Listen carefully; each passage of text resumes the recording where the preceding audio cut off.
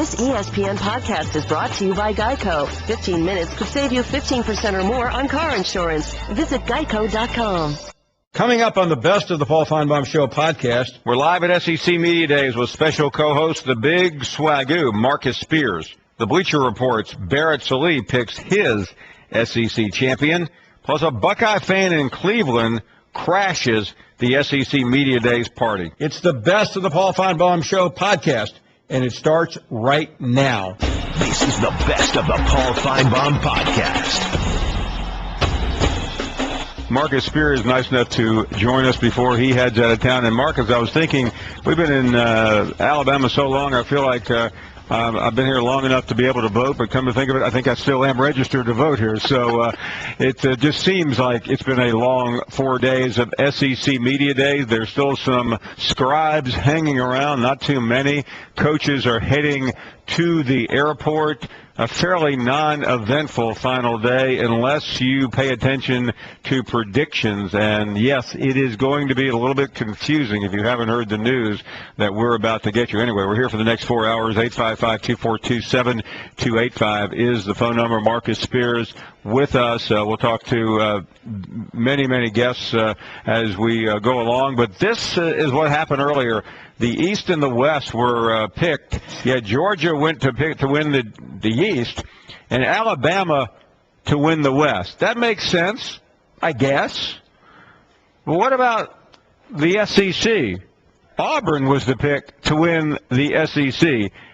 Yes, it does make a little bit of sense when it is explained. It's been explained to us all morning, Marcus. Apparently, I still hadn't got it. Well, I'm going to try.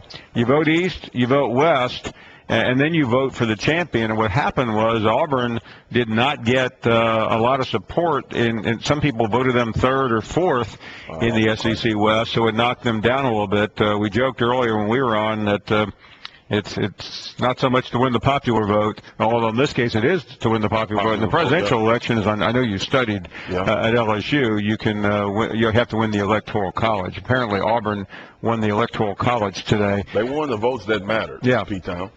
It was unbelievable to see that happen because, I mean, I have Auburn picked to win the SEC, but based on this sheet, it's difficult to see them winning the SEC. Yeah, Auburn received 108 first-place votes as far as the Western Division. It's a little confusing, and for those of you listening to us, I realize everyone isn't watching and has seen some of the screens that we're putting up, but this is the East, this is the West. Georgia, the pick to win the East, followed by Tennessee and then Missouri, South Carolina, Florida, and Kentucky. They all received at least one first-place vote.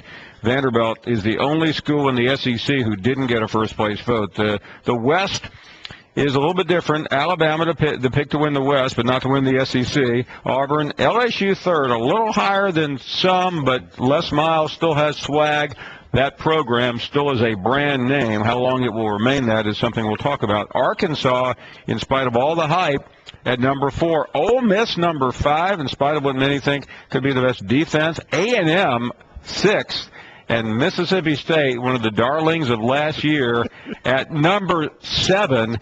So that is where we are. It is worth pointing out that only 5 times since 1992 has the media gotten it right. Last year was one of those rare times that the media picked the right winner, but I don't think anyone's really screaming and hollering because we've been saying this for weeks. Auburn was going to be the pick to win the SEC. Yeah, well, it doesn't matter who you put 1 and 2. I think people are going to agree that the best 2 teams probably in this whole conference is between Alabama and Auburn.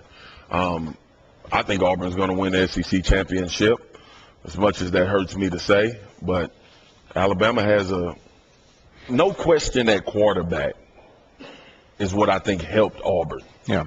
The question at Alabama is who will be the quarterback and who will replace all of these stars that left. Didn't hurt Georgia. They're still somewhat undecided at quarterback. They have though. It is interesting. Yeah, they do. So that's where we are. The all-SEC team, I think, is coming out tomorrow. So we'll get some rest and try to be able to. P-Town, we still in Alabama? I think they're moving us as we're in the SEC Nation bus. We're on the way. The lady came up to my room just now. They were asking me, did I want service? She said, "No, sir, you have to leave." Did I tell you what happened to me in Knoxville 2 weeks ago? So I'm up there doing a Sports Center piece, and I don't know. I have to get up at some ridiculous hour that you would go hunting, and I was going to the campus. So I packed my bags, but I didn't come. I said I'll come back and get it during the day. It started raining, and we never were able to get back to campus. So I finally got a call. I said, "Hey, I'll be there in a minute, okay?" I get back to the hotel on the way to the airport. And I feel like my first marriage. I walk in, and my bag, I go to the room, there's nothing in the room. That's what she was about to do to me. Room. They moved me out. That's what she was about to do to me. My bags are downstairs.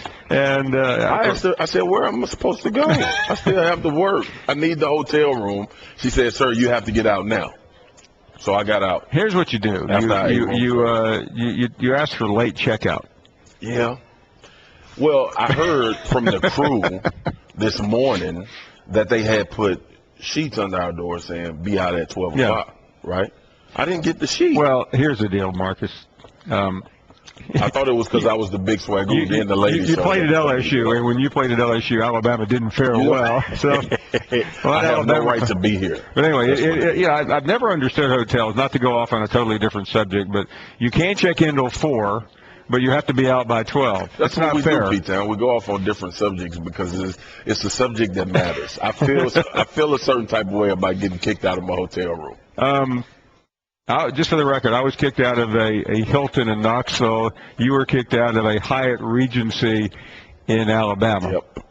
Yep. We got a long. Here's the problem: we have a long season to go. That we will be in a lot of these same chains. There's going to be a lot of getting kicked out going on between. Well, the good news is when we're together during the year, we're leaving the hotel so early. There's no chance we're getting kicked out. They don't even see us. No.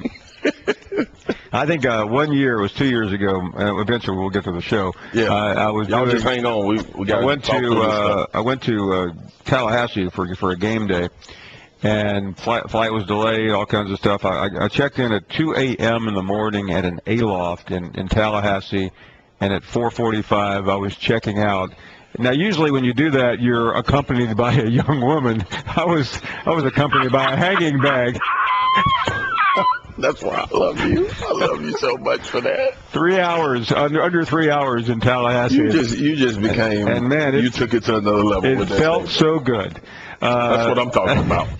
855-242-7285. You spent a lot of time with Les Miles today. I saw you were on his arm. I thought you were coming up the aisle. Yeah. So what did he have to tell you? He's excited. I think he understands that the quarterback situation at LSU is not ideal. He feels like both of the guys have gotten better. But, man, when you have questions at quarterback, it's a sketchy feeling. But Les was vintage Les. Stories about not football, just like we doing on the Paul Finebaum show, not talking about football. So I think he diverted the attention I see away them. from Can we show that shot of the Finebaum show again? One second. I think it's the shot that's right below me. I saw a guy in here earlier, like, crossing my name out and putting your name on there. They can't do that. So what else did Les say? He's excited about the talent. I felt good because he kind of reiterated the things that we talked about this week. He's just, all coaches right now are optimistic. They think they have the best squad to put out there, and he's in that few where the talent is not a question. The quarterback is a question, and it's a bunch of that going on right now. But we talked about, me maybe hijacking this tie on campus when we were there for Nation. Possibly I did that. Possibly I still have it. Possibly I won't return it. We talked about going eat at Sammy's in Baton Rouge and Cane's. We just talked about, we cool. We cool. Like me and you, P-Town. We go. You take me around your neighborhood, show me the golf course. We hijack golf carts, roll around the neighborhood. We go in people's house, So it's just what we do, man. This is the life we live. Big Swagu and look how big I am. Yeah. Les Miles. That's kind of holding up to you. Did you tell him that your colleague Booger McFarland pretty much has written them off if they don't win 8 games this year or 10 games? I was hoping that it would be a little scuffle up here on the desk when he got up. Yeah, I got out, as you noticed. What happened? Well, Boog shied away from the questions course. he really wanted to ask. I mean, you know, Boog is not like you and I. Yeah. I mean, we if we have to go in, that's just what we have to do. Now, they'll like us later, because usually me and you right. This is the best of the Paul Finebaum podcast. I appreciate everyone being here. We're not really tired. We're just kind of punch drunk. Yeah. And one thing we never do, we don't drink on the show, although we can drink before the show. We can't drink before. It's pretty obvious we have today. Absolutely. Welcome back. We're going to grab some phone calls here. We will get serious. 855-242-7285. A lot of reaction to what has happened, the polls, the voting. Let's grab some call. I was actually at an event last night and saw Commissioner Sankey with some SEC people. You were there, obviously, and our ESPN folks. And Greg Sankey said, I saw the guy calling the other night from Walnut Creek. He said the Pac-12 used to be out in Walnut Creek, California. It's Northern California. And that is you, Reggie. Good afternoon. Yeah, actually, I live right around the corner from where the headquarters were, Paul. I live right around the corner from where the office is. But I wanted to talk to you and the Big Swagu. First of all, to the Big Swagu, keep your mouth closed. You can't sing. Okay. I'm glad I don't get a check for it. What were you what tone were you trying to go, man? I had no tone. I was just doing. I felt good about it, so I went with it. Didn't work. You, but Move you know on. what? Hey, keep your day job there with Paul. No, I hear this. I hear the Swagu singing all the time on Saturday morning. Oh, you better let them know, Paul. I will say one sing all thing, the though, time. Reggie. You are a better singer than Tim Tebow. Oh, absolutely, hands well, down. You know what? La la la la. You know, I'll do that. Hey, but it's Thursday, and hey, I missed you guys for a couple of weeks, therefore. But I wanted to, first of all, find out from you, Paul, what did you give Nick Saban yesterday for such a great interview? I mean, he was open, he was forthcoming, and it's the best interview, you know, I've heard him give, you know, to a media person in a while. The second is Steve Spurrier. You know what? I think this guy's got something up his sleeve this year. You know, he's got some type of secret weapon or something, but he just gives me that type of feeling that, hey, you know, you guys don't count South Carolina off. And I'm a big Auburn fan, War Eagle. And since it's Thursday, you know, every Thursday I always ask you this one question. Where are they now? And the one that I'm going to bring up today is actually Bill Battle. Well, it's funny, Reggie. I saw Bill Battle Monday night at a function here in Birmingham, and where Bill Battle is about 50 miles from where we are right now. He's the athletic director at the University of Alabama. Now, see how long I've been away from Alabama? Yeah. You need to come back, Reggie, to see if they can keep my hotel room a little bit. Hey, Swagu, the game with Auburn this year, how do you feel about that? The Iron Bowl? No, Auburn at LSU, right? Oh, Auburn at LSU? It'll be a dog the third fight. game of the year. I think that is. It'll be a dog I think fight. that's a very dangerous game. That'll be a pivotal game for Auburn. I think you could see a season wrecked and a season made. Yeah, if they're going to be what we believe they're going to be, they're going to need to win that game. It's just hard to win in Death Valley, just like it's hard to win on the road anywhere else. But that's the problem. LSU has the pieces to do it. If they have good quarterback play that game, they'll compete. I think all of these teams right now just want to get these games to the fourth quarter and then see what happens, because that's probably your best chance of winning instead of it being over early. So we'll see. You know But that's what? a huge game for Auburn and LSU. You know what? I think you're right, because Auburn went there, I think, in 94 or 93. You know, it's been so long. But they have a Lofton ranking. I think they were like number 2 or number 3 in the nation. And LSU beat them. And the season went downhill from there. Hopefully that doesn't change, but we'll see this year. Yeah. Hey, I appreciate you taking my call, Paul. Reggie, it's always a pleasure. Thank you so much. Chuck in Knoxville, Tennessee. Good afternoon, Chuck. How you guys doing? Spears, I miss seeing you play, brother. Oh, man, appreciate it, man. All I wanted to see is what you think about Butch Jones. Outside the lines, just did a story on Florida State, 18 sexual assaults, only one prosecuted. I'm here to tell you, I live up here. Butch Jones, you mess up, you're gone. Yeah. And another thing about Butch, he's not just recruiting great athletes, he's recruiting great academic athletes. Mm-hmm. And I think we have a GPA well over 3.0 right now for the first time Chuck, in history. I mean, Tennessee's had a number of issues off the field. Butch Jones, I do think, is trying to change the culture up there. It's not the easiest thing to do. Lance is in Tennessee, and you are next up. Oh, sitting here watching two of America's Most Wanted. You know how it is. Hey, man, I got to tell you, speaking of wanted, Marcus Spears, you wanted, man. But let me say this to Paul. Paul, it feels like you're saying, just, you know what I'm saying? It feels like to me that you're putting all your eggs in the basket for Georgia this year, and if they don't win, you're going to have a hard time putting faith in the program again, because I've never seen you so high on Georgia before. I mean, it just feels like you're putting it all in on this year. Let me explain that, because I'm just making a prediction. It's I wouldn't put too much money on any of this. I think Georgia is in very good shape. I just happen to like a lot of aspects of that team. Do I think they could lose at Tennessee? I sure do. Yeah, I feel the same way. I think Tennessee is going to win it. I picked them first in the East for myself because they don't have a question at quarterback. I'm actually not that high on anyone for the most part, Lance. I think it's and I haven't been in this position in a while, but I think it's going to be extremely difficult to avoid two losses. This will be one of the more exciting years for SEC fans. Yeah, because it'll be so many unknowns going into the season. I do too. That's why I've been giving you a hard time, because Florida ain't been getting no optimism, and they're just getting cut out. Yeah. I'm definitely with Tennessee after that, and I would probably go Missouri and South Carolina, Vanderbilt, Kentucky. Did I leave anyone out, Lance?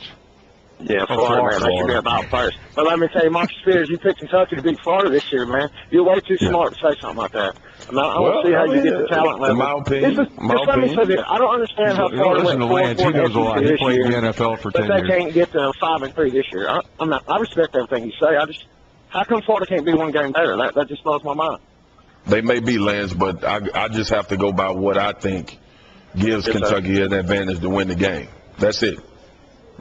And last year they played them tough. Do you think Florida is going to be that much improved this year?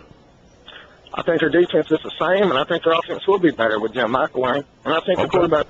Well, we don't know. We'll find out. Daryl is in Columbus, Georgia. Daryl, thanks. Well, let me just explain it to Lance, okay? It's real simple. It's not hard. In the East, you got two teams. You got Georgia and you got Missouri. Then after that, you got Tennessee with a lot of hype coming along with them. You got a South Carolina team that you really don't know that much about, that has slipped some.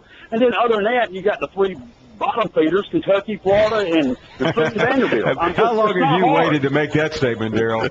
It's not hard, though. I mean, you ain't got to be some Einstein to figure it out, Lance. I mean, good heavens, Paul. Well, no danger of Lance being Einstein. Good Lord. Whoever came up with this voting system, I mean, it's silly. It really is. It has no merit to it. I enjoy stuff like this. It's fun to look at, but at least let it have some merit. You can't. You should vote for divisions, and the team that gets the most percentage, whatever, wins out. It's ridiculous to have it this way. However you going to do it, you can't say one team is going to win the West and then the other one is going to play for the SEC championship, because that's impossible. I didn't want to even look at it. I just don't need it. I don't need it right now.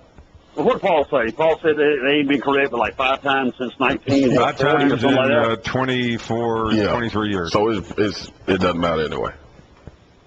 Marcus, you said that Alabama and Auburn are clearly the two best teams in the SEC. I don't understand how you just clearly the two best teams in the SEC. First of all, let me say this about Auburn. Look at what they had last year. I mean, if that quarterback is really that good, when he started last year, I mean, he might have been a little bit better than Marshall last year, but if he was just 3 times better, he'd be on the field as a starter. He was a junior this year. I mean, that's another team. I think it's just a lot of hype on Auburn. I'm not just pick them to win the SEC.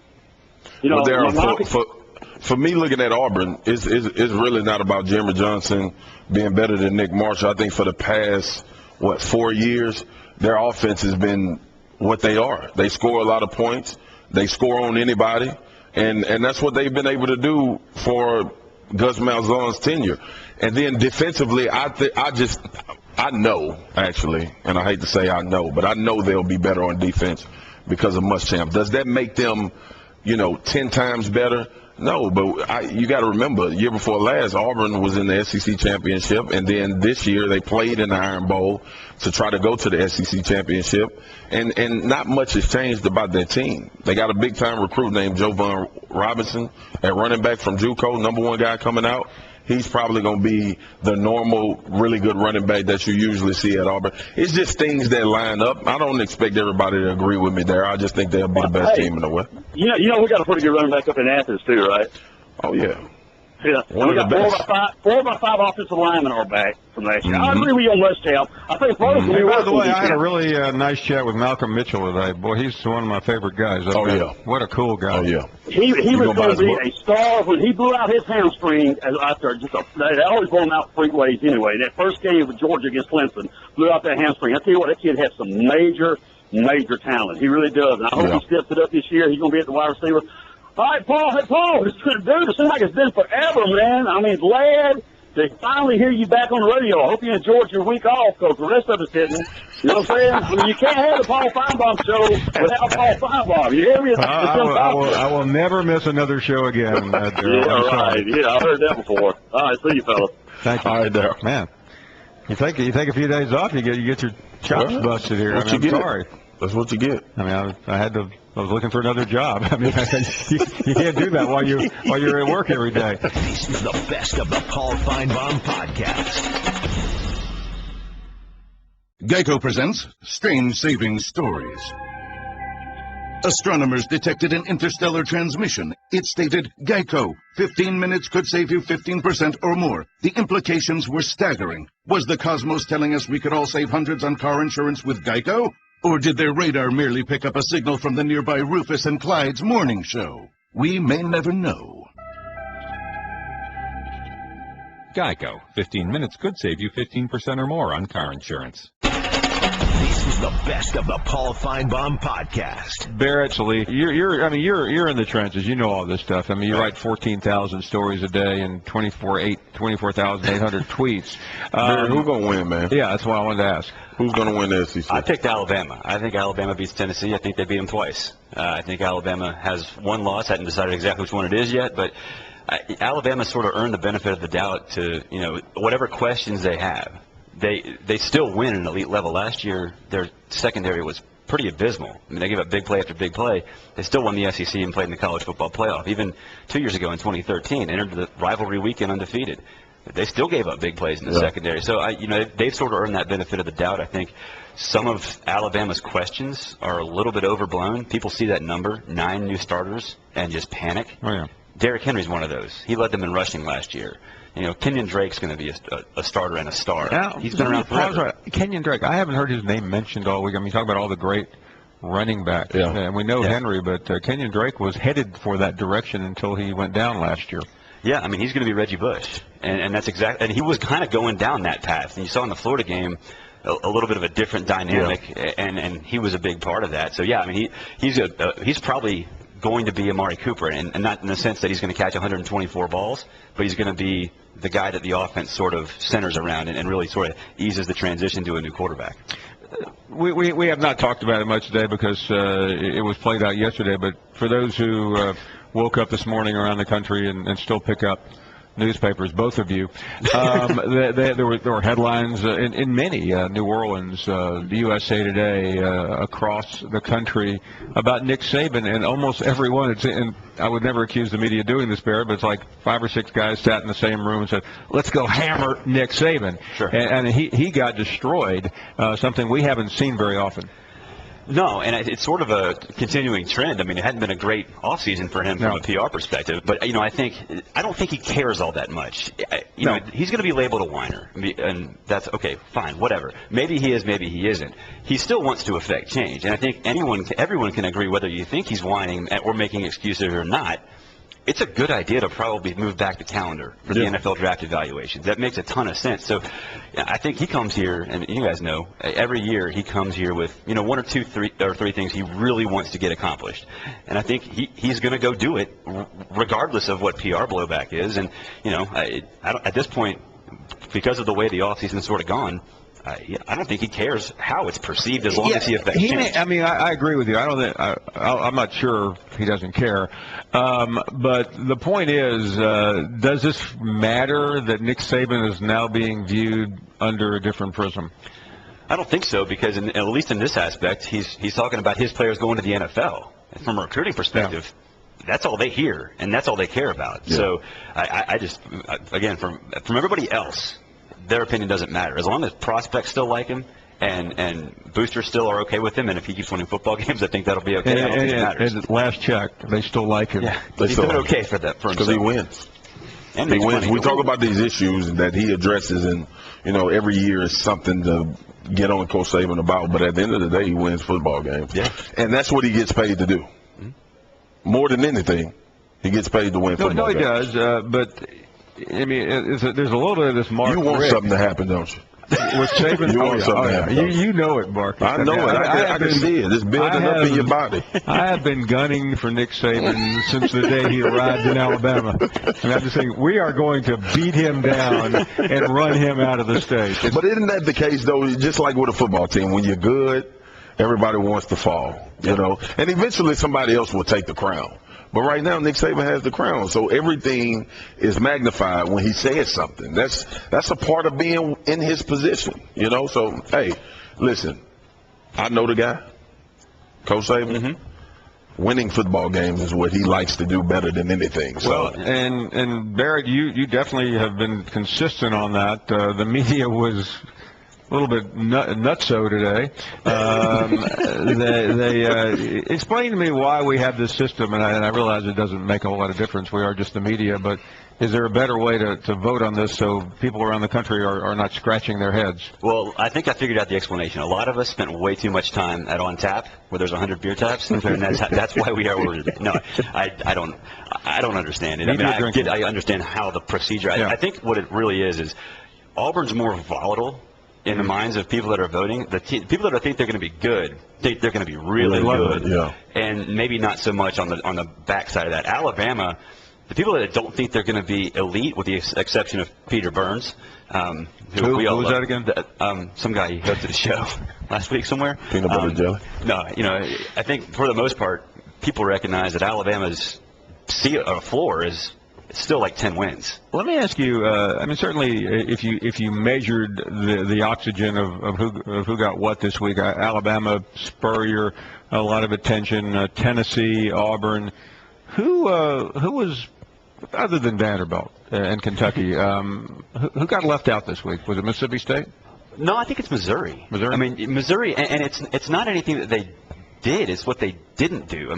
Missouri just sort of always flies under the radar, and if they want the perception of the program to change, they need to use this stage to help raise that perception of the program and raise the awareness. Going to the SEC championship game is great, but if they just approach everything business as usual, you sort of get lost. And I think a team like Arkansas benefits from this exposure, because for the things that Brett Bielema says, and he goes off on tangents, which we all love, but that brings attention to Arkansas. I don't know how much that matters, but in the off-season, the stages of the off-season, Missouri should use this to their advantage. We had a conversation with Gary Pinkel yesterday, which I thought was the best conversation we've ever had. He's a very interesting, deep-thinking guy, but at the end of the day, Missouri is kind of boring, aren't they? Yeah, they are. Yeah. But they want to be boring. Yeah.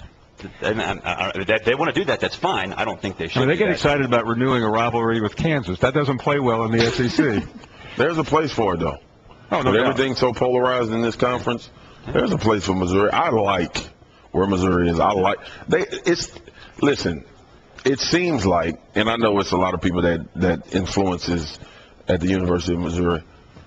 It seems like the whole school takes on Gary Pinkel's mentality. They really do. Unassuming, just, look, guys, I'm here. I'm the coach. I'm the head coach of the football team. That's all you need to know. Now let me go back and coach and get my players to be the best they can be. We're going to do what we do. I love that. I mean, Missouri is the show me state for a reason. I mean, it's a little bit different. I mean, it's the Midwest. They're good, wholesome people. Not to say everyone else isn't. They have some big old deer down there, the mentality of sports in Alabama and Louisiana is a little different than in the middle of Missouri. Yeah, and they have big deer.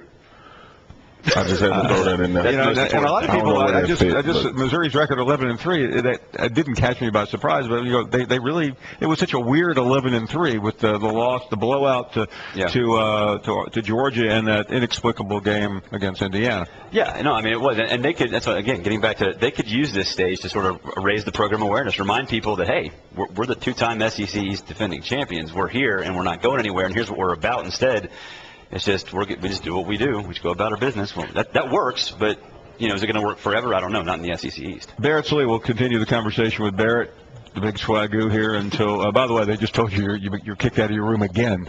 Again? What'd you do?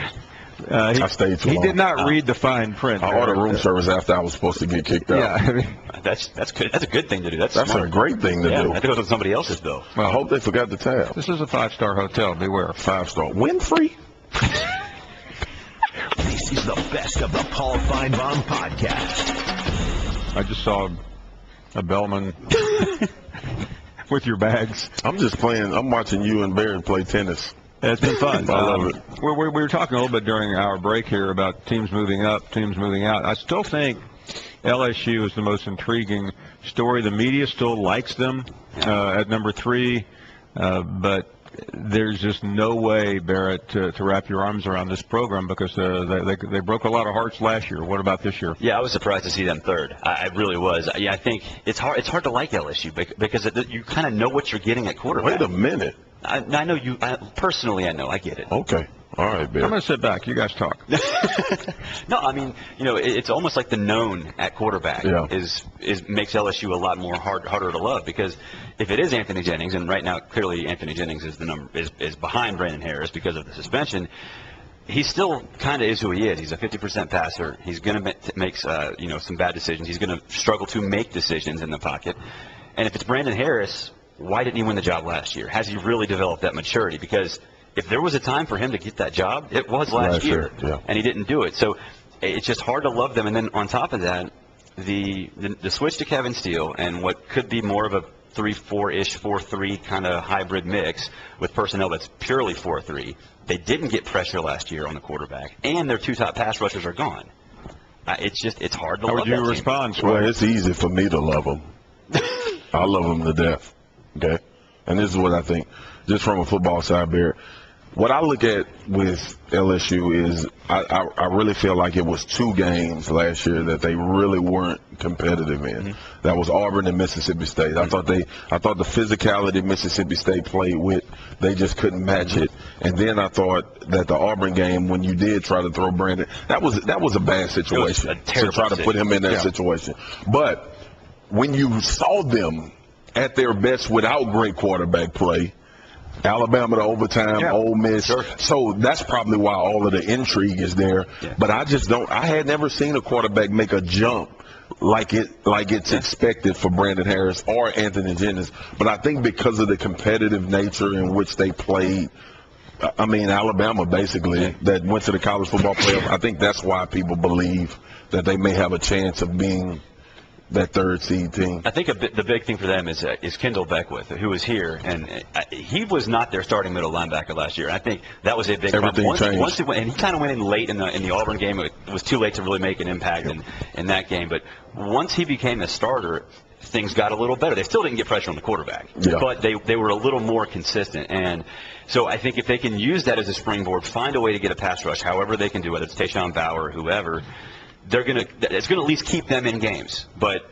keeping them in games is not what wins games. Especially when you got who has the best shot outside of the state of Alabama to get to Atlanta from the west? Ole Miss.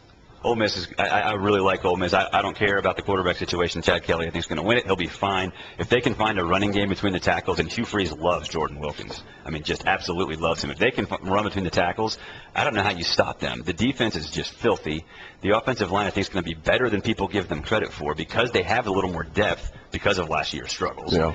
And the wide receiving core is lights out. So I really like Ole Miss. I think if there is a team that's going to, perhaps catch lightning in a bottle and make a run, it could be Ole Miss, like as a dark horse. And they're going to need consistency from Chad Kelly, but I think he certainly can do that. That defense is filthy, and you know how I felt about the Land Sharks last year. My only concern with Ole Miss is if you don't establish a run game and you don't stop the run in the SEC, it's been proven that you won't win. So if they could get those two things fixed, I talked about that earlier. If these guys can establish some type of run game with Evan Ingram and Treadwell on the outside, that's the best receiving core because of those two guys. Yeah. Cody Core had a good year last year also. At a boys show. So you have every piece. And like you said, I'm not as concerned about the quarterback position, but I've sat here time and time again and saw guys not be what we thought they would be.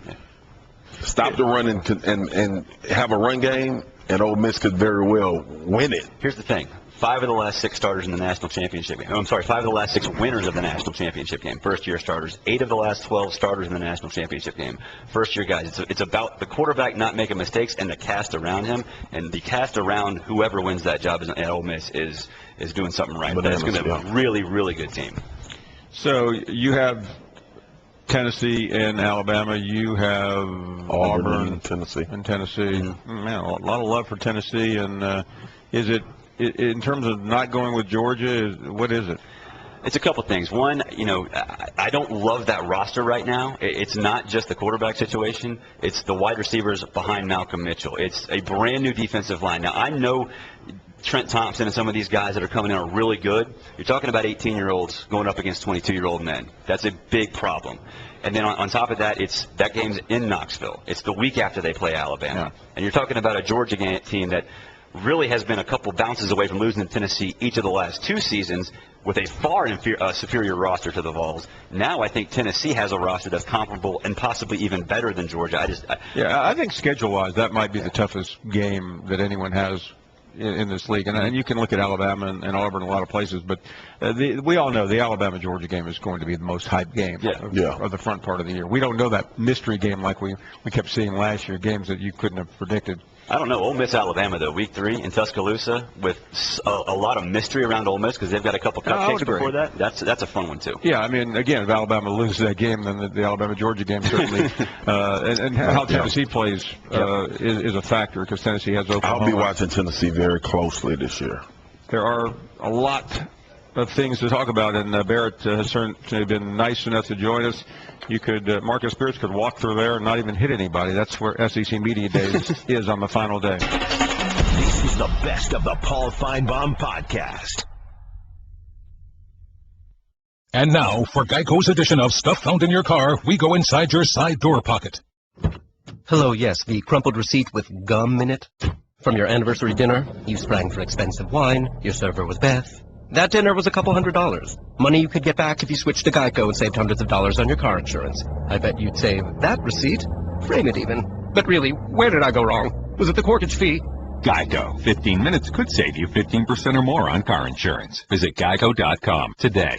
This is the best of the Paul Finebaum podcast. I was talking to an old friend of mine from Birmingham. I didn't see you and Rachel exchange. I hate how you tried to put me and Rachel together. Wait till Miss Swagu get to Charlotte. You in trouble, buddy.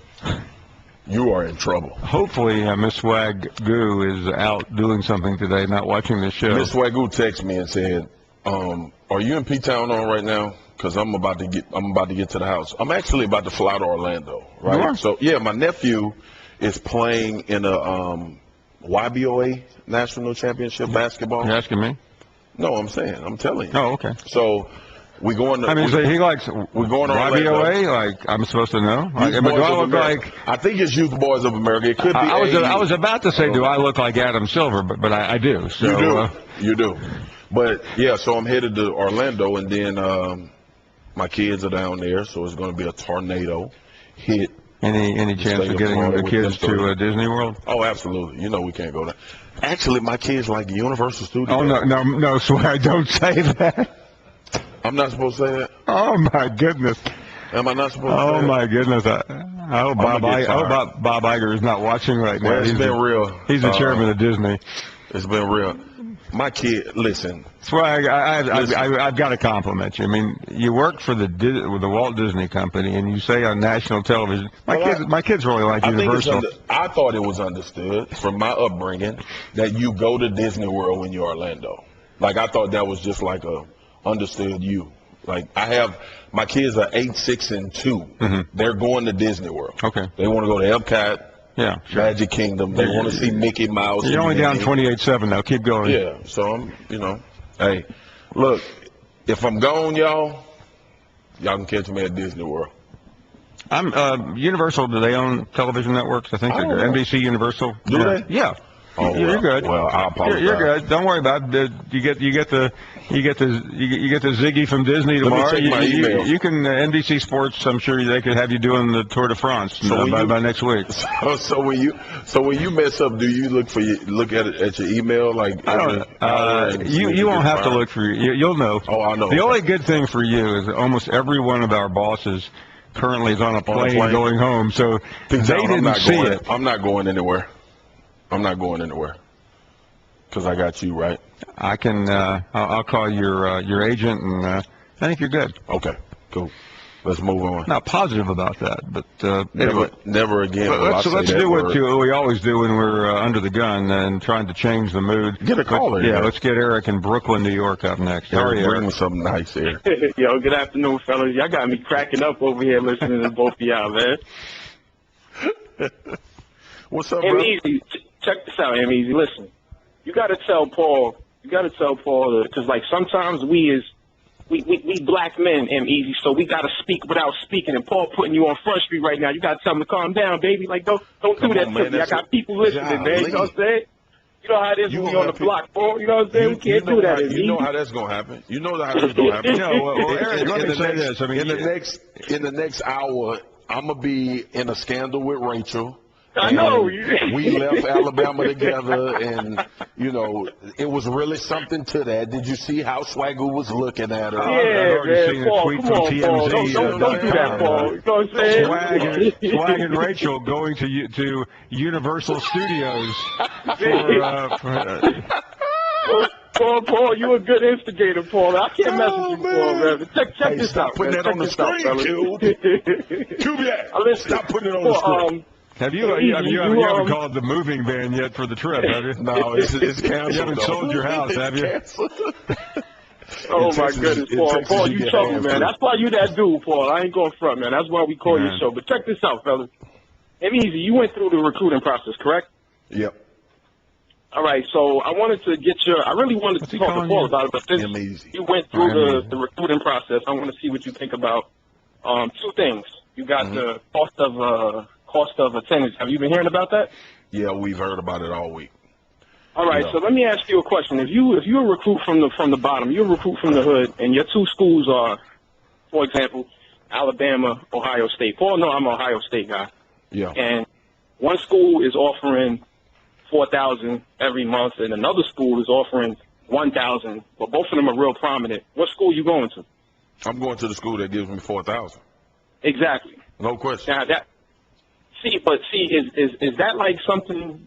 No matter how good your 5-star, 4-star rating, do you really think, Easy, that this going forward really is going to sway certain recruits in the recruiting game? Like, do you really see this as a real legitimate threat? A couple $1,000. Potentially, Eric and Paul. Yes. Let me tell you that first. Okay. A couple $1,000.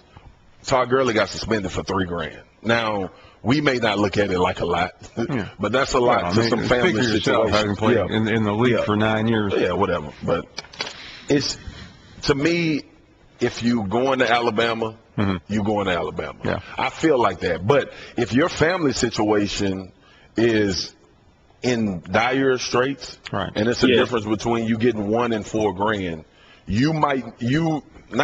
most kids are probably going to make that sacrifice for their family. That's the point. And I mean, that's just real. Eric. That's as real as I can get. Now, I forget who the coach was here at SEC Media Day said that wouldn't sway a kid from going to one school or to the other. Well, man, look, growing up how I grew up, it would have swayed me. Yeah, exactly, You know, and that's the reason why I wanted your take on it. And that's because I looked it up, and Ohio State and Michigan are the quote-unquote, they don't offer as much as Penn State and another school from the Big Ten. So I'm thinking to myself, like, if you go into an Alabama or if you go into an Ohio State, chances are you really want to go because of the Urban Meyer, Nick Saban cachet. Yeah. But if you from the hood, you know what I'm saying, and that extra $3-4 grand is sitting there, I ain't gonna lie, Mark. I would jump on it too. It's enticing. It's enticing. Yeah, it is. I think if you can get a kid to look past the fact that maybe I won't have. Let me just give you my philosophy first, Eric. Yeah. When I was trying to decide in going to the pros my junior year as opposed to going my senior year, you know, the logic that my mom gave me was, she said, look, make a decision for the family, make a decision that would best suit what you would do if we didn't exist. And wow, that's real. I made a decision because, and this is the exact conversation I had with my mom. I was like, Mom, you know, one more year after we've been broke for the last 19, it really ain't going to do much to change anything. You know, and we weren't in a situation where we were about to lose our house or anything like that. But some kids are. So it was a different mind gap. For me, it was like, all right, if I stay another, because really it's a 9 to 10 month span between the time your senior year starts and when you find out where you're going or where you're going to be drafted for your life to change. But I was like, Mom, we've been broke this long, so let's just hold off. Enjoy college another year. Let me try to get better another year, improve status another year. But for kids that really want to play elite level college football, and for the kids that want to compete on the national level, I think more so than anything, it's going to come down to who's going to get me to the NFL more than other.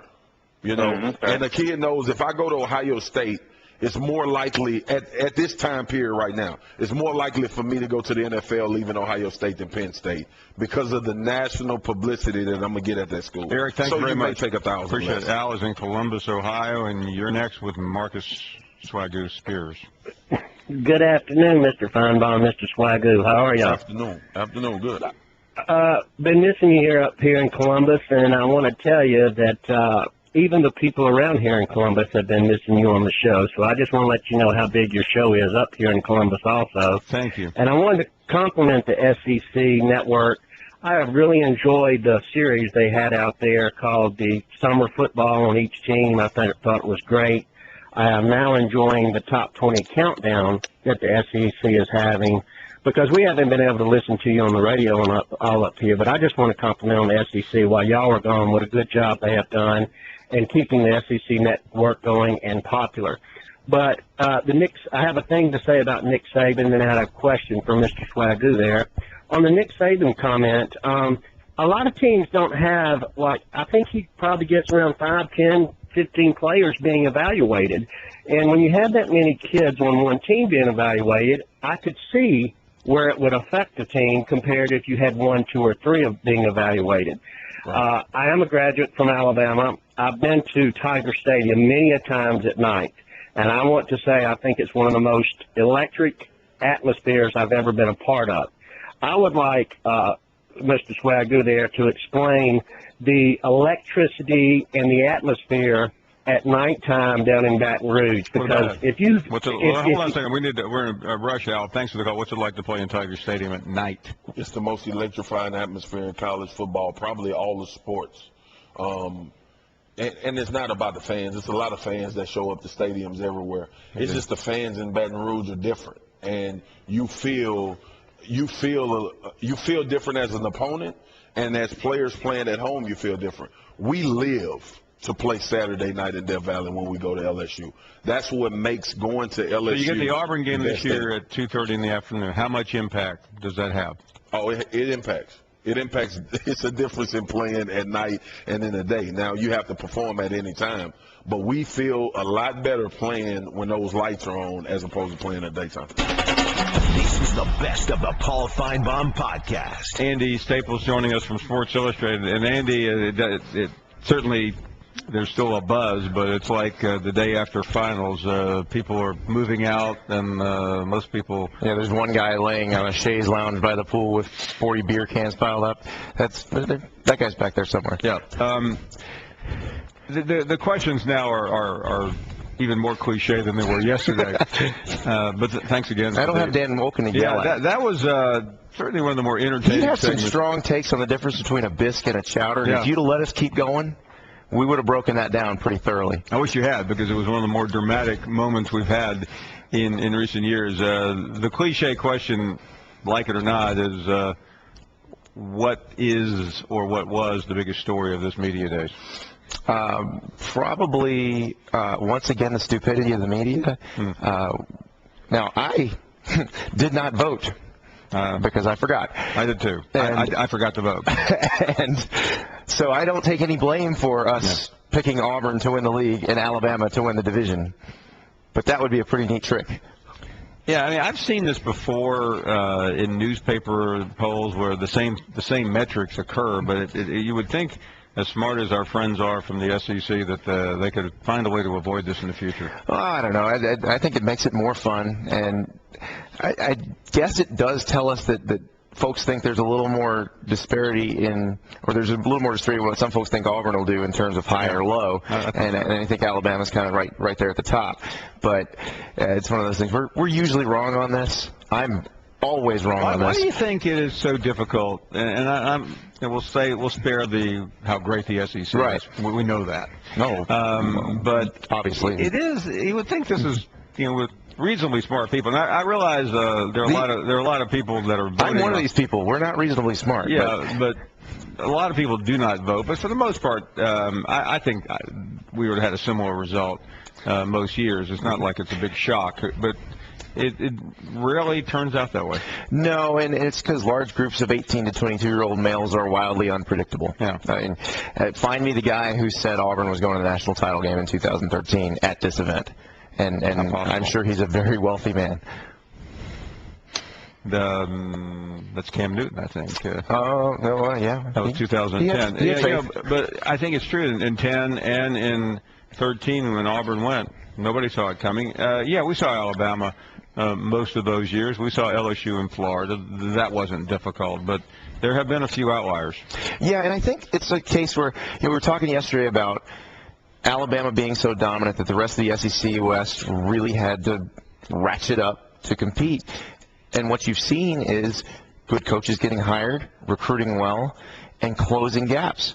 And there's just not much of a gap in the SEC West, and I think that's why you could make a case for almost anybody to win it. And you could make a case for almost anybody to finish 7th. Yeah, and that's what's troubling. I'm sure if you're in Mississippi State, you knew this was coming. You've seen all the multitude of magazines, but somehow State 7th in the West just doesn't seem right. But no, it doesn't. But you lose your 3 most experienced offensive linemen. You lose Preston Smith. You lose Bernard McKinney. Yes, you bring back the most experienced quarterback in the league, potentially the best quarterback in the league. But somebody's got to finish 7th, and that somebody's going to have a coach who makes at least $4 million a year. Yeah, no doubt. Andy Staples with us from Sports Illustrated, and it's hard to think anyone's under the radar when we're through with 4 days of nonstop We coverage. have swept that radar around pretty much everybody. But, I mean, as we now have digested this entire event, which school, and I'll put an asterisk by Vanderbilt because I'm still not sure they count in relation to buzz. I mean, they're coming back, hopefully. They have a lot of work to do. They were good. They're no longer. But of everyone but Vanderbilt, so to speak, that you expected maybe a little more conversation, who flew under? Texas A&M. And the Texas A&M people keep asking me this. They say, why is Auburn getting all this buzz when the Aggies also had a good offense and a terrible defense last year and also hired a great established defensive coordinator? So what's the difference? And I guess the difference is probably people have a little more faith in Gus Malzahn because they saw him work magic in 2013. Yeah.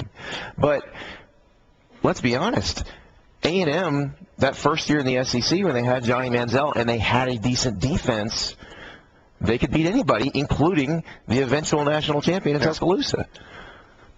Yeah, I would agree with you on that because A&M, I mean, Arkansas had buzz, not a lot, not as much as Tennessee. Tennessee might be the overbuzz. Right. And it's what Butch Jones is trying to tamp that down because he doesn't feel like he has the depth quite yet to compete. I'm sure if they have some good injury luck, their first 22 stays healthy, they can definitely compete for the SEC East. But Butch is trying to say, hey, don't get discouraged if that doesn't happen because I haven't been able to recruit enough to get deep enough to really compete.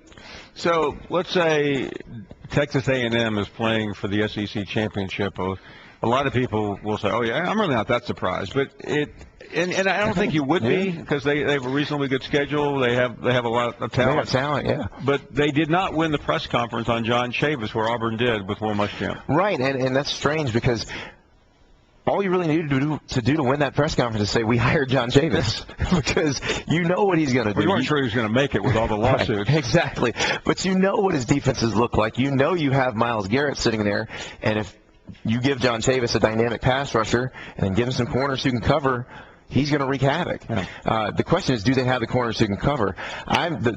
One player who may be the most fascinating in the league this year is Brandon Williams, who was an okay tailback, who is one of their freakish athletes, who they moved to corner. If he can cover, that gives Chavis something to work with, and they could be pretty good because they're going to be good on offense. They've always put up numbers on offense, whether it's Kyle Allen or Kyler Murray at quarterback. They got a good offensive line in front and weapons around. They just got to stop somebody. Let's talk about LSU for a moment. Les Miles has come in here many, many years with a lot of swagger. LSU finished third in the polling, and I thought they were too high. Yep. You compare that to the past, and it's almost blasphemous. Where is this program right now? LSU and the team we just talked about, Texas A&M, I think have the highest ceiling and potentially the lowest floor of any team in the country. Because LSU, okay, Leonard Fournette was here today. Mm-hmm. Leonard Fournette, if you think about a 6'1", 225-pound back who came in with more height than anybody should be able to have, which sounds a lot like Herschel Walker, actually, who ran a dude over as a freshman just like Herschel Walker did, but didn't lead his team to a national title. Instead, played on a team that went 4-4 in the SEC. Leonard Fournette could be the best back in the country. He's got a good line in front of him. But if he doesn't get anything out of his quarterbacks, if neither Brandon Harris nor Anthony Jennings contributes to that offense, he's just going to be running into 8- and 9-man boxes the whole season. And it's going to be the same story as last year. And I'm assuming no defensive drop-off with Kevin Steele coming in because LSU typically has talent. You've got Ed Orgeron now at D-line, or coaching the D-line. He coaches them up as well as anybody at that position. So I think defensively they're going to be okay.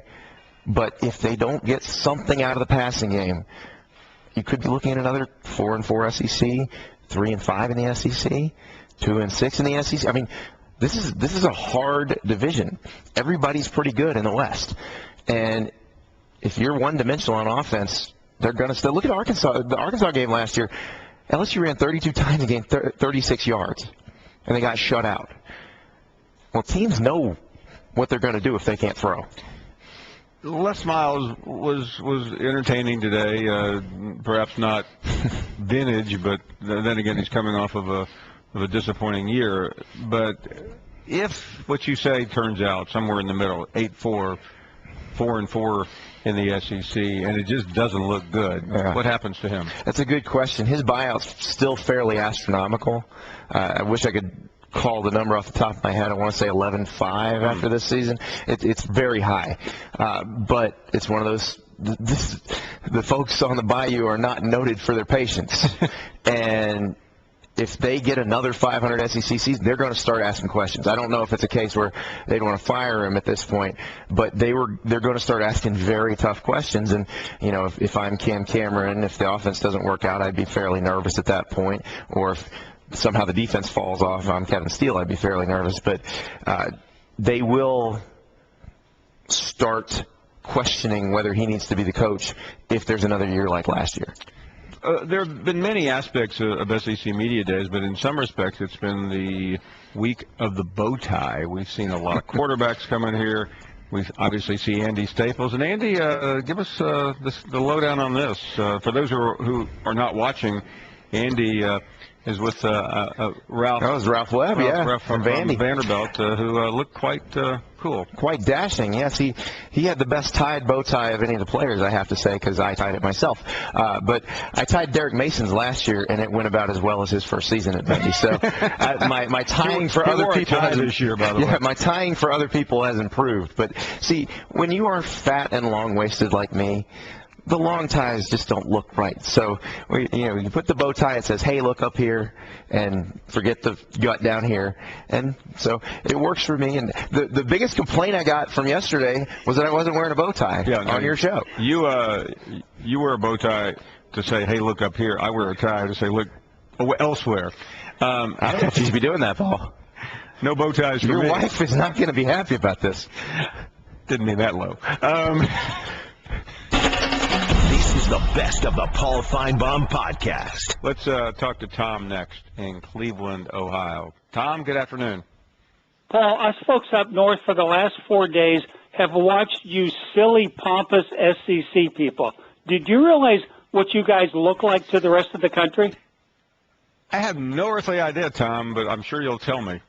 Well, the Big Ten, I think the Pac-12, I think they have a one-day media, and the SEC's got 4 days. Oh.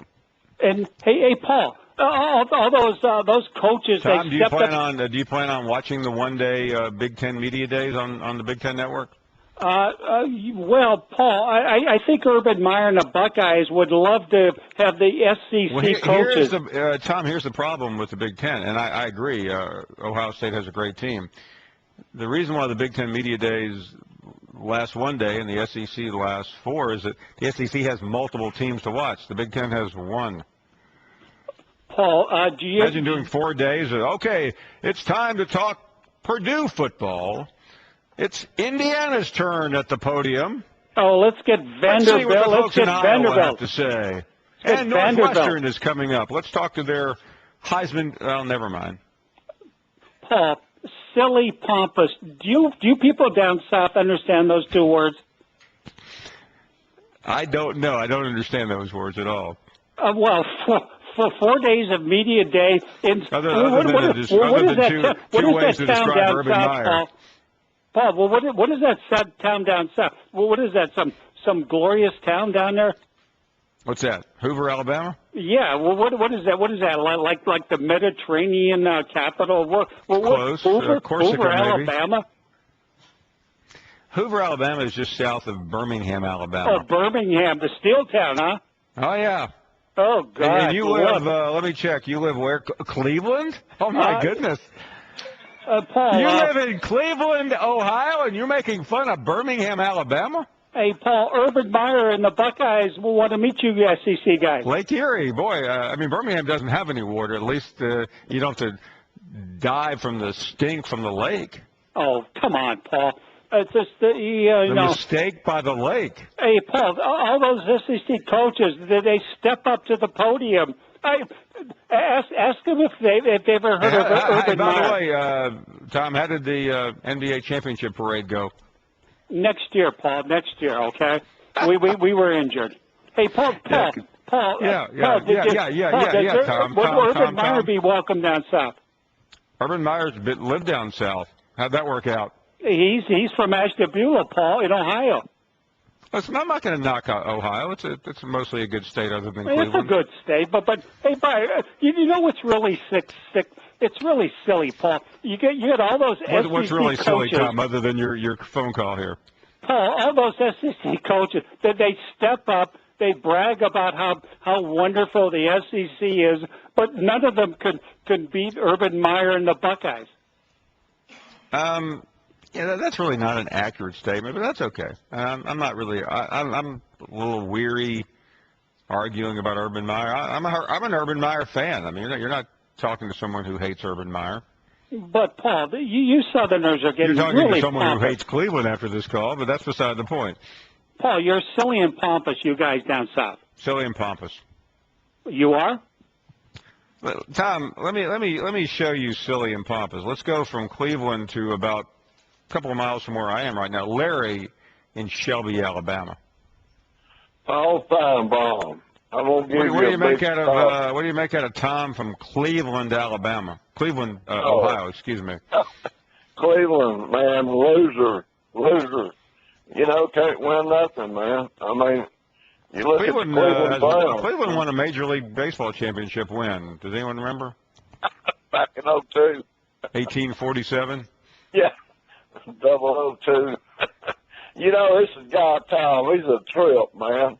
The Big Ten, what they have, one of them things like the media days with the SEC, like you said, what it last 5 minutes?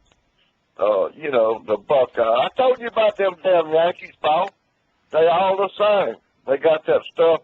They stay in that woodwork as soon as Buckeyes win something, they come out, run Let's that go to cat. the podium now, and the head coach of Rutgers University is about to speak. You go, Paul. I love it, man. You know when it puts a machete to somebody, cut that butt up. Hey, Tom, you listen? Now the Maryland Terps are at the podium with where they brought. Who did they bring? Yes. Do they have any football players in Maryland? Oh, God, Maryland Terps. Yeah, and then like the who else was it you was talking about? What other team? I can't really remember. But you know, it's the same, Paul. Them damn Yankees Let's are go to the lobby right now and show the 3 fans who are awaiting the Northwestern Wildcats on their day at Big Ten Media Days. More coverage on the Big Ten Network continues. Go, Paul. Go, Paul. I love you, man. Yesterday I was a little rough on you, brother, but you did look saving in the eyes when you talked to me. I love Nick. We're good. Yeah. I know you are. Y'all good with me, man. I want to tell you something. Ole Miss, we got something for you, brother. You kicked the player Kenyon Drake when he's down with a broke leg, and that girl Katie, whatever her name was, acting like a street hoe. She should have had a stripper pole there instead of jumping the mascot traveling. I mean, seriously, we got something for you, Ole Miss. And Tom, kiss the ring, Jack, like my man Legend said. Love you, Paul. Roll Tide. I-Man is up next in Alabama. Hey, I-Man. Paul, is it okay if I don't comment on those last 2 calls? Please tell me I don't have to. Have I ever tried to tell you what to say on this show, I-Man? No, you don't. You know, Paul, but somebody did text me and said, I-Man, if I'd known you was going to be on this hold, you need to tell Paul you'd brought donuts. You know, and I'm not complaining. But, Paul, is it disingenuous for Nick Saban to come on and talk about the NFL draft? Do we have to give Apparently, Nick Saban Plaxico a pass? Burress didn't think it was a good idea. No, he didn't think it was a good idea. And you know what? Of course, he's a pillar of the community. Yeah, I didn't know who Plaxico Burress was until Nick Saban left to go to LSU. But you know, it's funny. When Saban left Michigan State, he was viewed as kind of like the Bobby Petrino guy, not really a likable guy. Goes to LSU, does well, then leaves LSU, goes, and he was still not a likable guy. Come to Alabama, and boy, all that went out the window.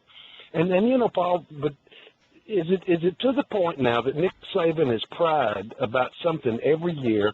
Do we need to give him 2 things each game that he can correct so that they can compete? I thought with all them blue chippers and 5 stars, if he's got a kid that's concerned and distracted, not by stealing shoes or I would think you would have called all excited that Auburn is the pick to win the SEC championship. Instead, it's the usual attack on Nick Saban. But again, this is a day ending in Y. Thank you for listening to the best of the Paul Finebaum podcast. Tune into the Paul Finebaum Show every day from 3 to 7 Eastern on the SEC Network or on the ESPN Radio app.